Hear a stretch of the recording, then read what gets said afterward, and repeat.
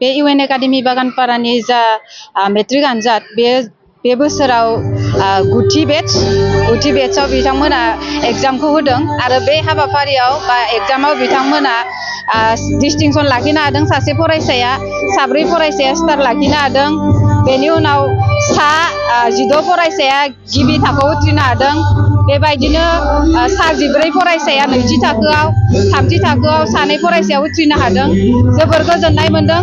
बेजों लोगोसे जा डिस्टिंसन थांनाय फरायसा बिथाङा कमल कुमार ब्रह्म बान्थायावबो 10थि मासिखौ आवग्रिनो हादों। लोगोसेनो बाक्सा जिल्लानि बर' बिजोंजों फरायनानै जा उथ्रिसारनाय बेयाव 5थि मासिखौ आवग्रिनो हादों।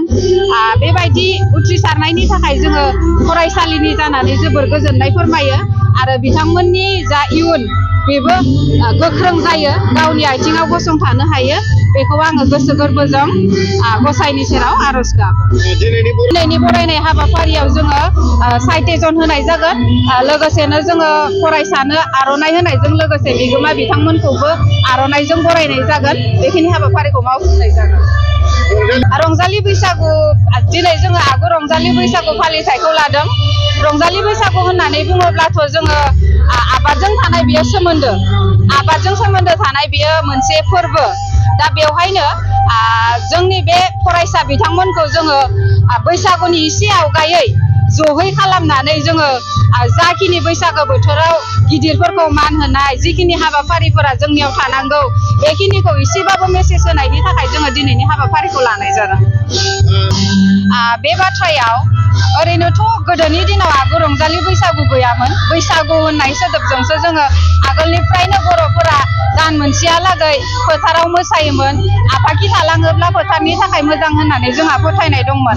नाथाय समा जौगाबोनाय लोगो लोगोनो, समा बाबेनलांनाय लोगो लोगोनो जोंनाव ओरैबायदि जाहैबाय जोङो गावबा गावनि हारिमुखौनो फोथांना लाखिनो थाखाय एसे गोब्राब जाबाय आरो दाब दाब फरायसालिनि फरायसाफोरा बेवहाय फैनानै जोंनियाव फरायफैयो आरो बेखौनो जोङो बैसागुनि जा रंजानाय बे गावबा गावनि गामियाव खालामनायनि अनगायैबो जों खनसे जयै बेवहाय गुबुन गुबुन जायगानि फरायसाफोरखौ लानानै मोसानायजों लोगोसे बैसागु बोथोराव जिखिनि हाबाफारिफोर जायो बेखौ जोङो फोरमायनायनि आरो बर' हारिखौ फोथांना लाखिनायनि थाखाय जों जोंनि हारिमुखौ जि गाननाय जोमनाय, दामनाय देनाय, मोसानाय मुसुरनाय बेफोरखौ लाखिनांगोन, बेखौ जोङो गथ'फोरनो फोरमायनायनि थाखाय बे हाबाफारिखौ खुंनाय जायो।